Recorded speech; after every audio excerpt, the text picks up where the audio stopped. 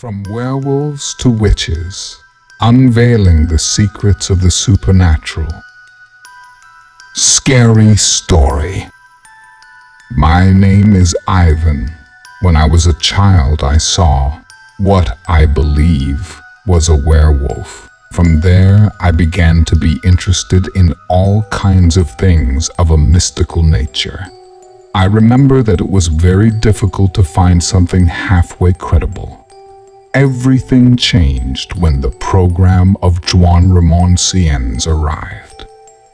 It was thanks to that radio program that I became more and more interested in esotericism and anything else that resembled it. I was fascinated with the program. As far as possible, I was documenting myself over the years. Every time I met someone who claimed to have paranormal abilities, I would talk to them in order to absorb as much knowledge as possible. On one occasion, while talking to a friend about a very shocking story we had heard the night before in the program, it came out that he knew a person whose brother had been a witch but had joined the clergy.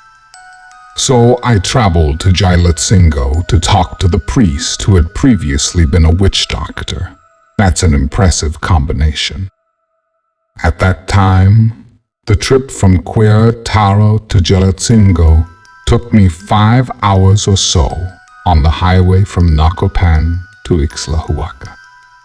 I arrived on a September 15. I found massive religious expressions, images everywhere, and also processions. I met the priest precisely in a representation of the crucifixion. As soon as the event was over, I approached him. I told him who I was going on behalf of and why. He agreed to talk to me.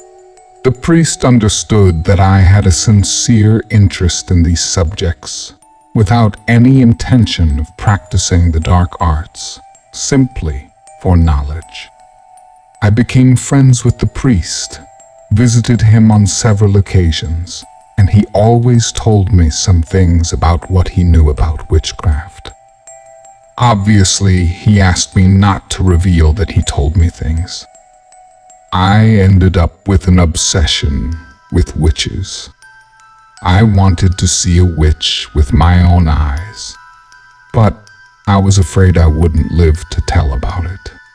So for years, I learned all I could about these mystical creatures until I felt I knew enough to survive an encounter with a witch.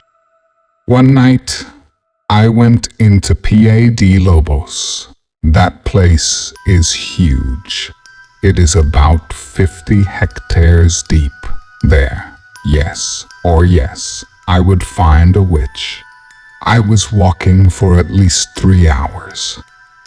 I passed a stream and a spring.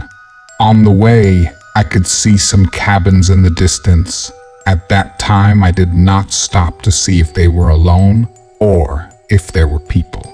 At a certain moment, a couple of white owls began to follow me. They were not witches. They were just their watchers. Then I did a little ritual that served to be able to find a witch, so I wouldn't have to wait for them to decide whether to approach me or not. I said certain words and pricked my finger so that a single drop of blood would gush out. I closed my eyes. At that moment, I felt like the wind embraced me. So, with my eyes closed, I began to walk following the wind, knowing that it would bring me face to face with a witch. After walking for a few minutes, I began to hear roosters. They flapped and fluttered as if they wanted to escape from something. I started to get nervous. I had all the knowledge, but that was my first experience. One thing is theory and another thing is practice. I continued on my way. Flutes, drums, and chants sounded. Then I decided to stop and open my eyes. less than 100 meters from where I was, there was a bonfire. I could see shadows moving around the fire, as if they were dancing. I could also hear that a man was shrieking and shouting, as if they were dancing. The Nahual of Gilatsingo. I began to approach slowly to get a better idea of what was happening at the bonfire. When I was close enough, I saw that there were 5 women dancing around the fire. They were completely dressed in white. Inside the bonfire, a man was burning. His screams were mixed with the chants of the witches. From time to time, their screams changed to howls. There was a strong and strange smell. It was like burnt grass. I guess it was some strange plants that were burning along with the man. The smoke coming from that ritual took shapes in the air. Horrible demonic faces. The witches had necklaces and mirror bracelets. Their faces were smeared with mud or slime. Maybe it was animal waste. Suddenly, the witches stopped dancing, stood completely still, looking up at the moon, then flew off in different directions.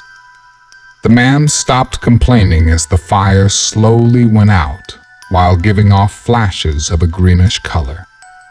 The owls that had been following me also flew away in terror as they let out an eerie hoot of laughter.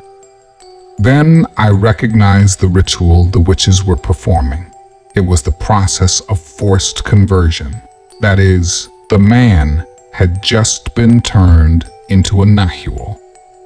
And if I had learned anything in all that time, is that there is only one thing more dangerous than a group of witches, and that is precisely a Nahual. I heard a howl in the distance. The transformation had been completed. That meant that the Nahual, in a matter of seconds, was going to start running in my direction, with intentions that clearly would not be friendly. I took my last strength to accelerate as much as my legs would allow me. In the horizon, I could see some lights. It was a group that was camping. I could hear how the branches on the ground creaked. It was getting louder and louder. The Nahual was approaching fast. The trees rustled and the night birds flew scared. I managed to reach the people. They became alert as soon as they saw my horrified face. I told them that something was following me and that we had to hide quickly inside a hut or we were going to die. They immediately got infected with my fear and we all ran to take shelter inside. We crouched down to avoid being seen. We kept absolute silence. No noise came in. So a couple of minutes passed. Then we relaxed a little, but when I looked out the window, I could see the Nahual. It was a quadrupedal being, large and robust, gray in color, without any hair. It had no tail. Its claws, front and back, were thick. Its head was not proportional to its body. It was bigger, much bigger. It had pointed and wrinkled ears.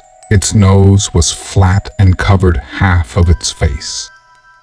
The other half was covered by its enormous and sharp jaws, more than teeth and fangs. It looked more like barbed wire. The Nahual snorted and growled in annoyance.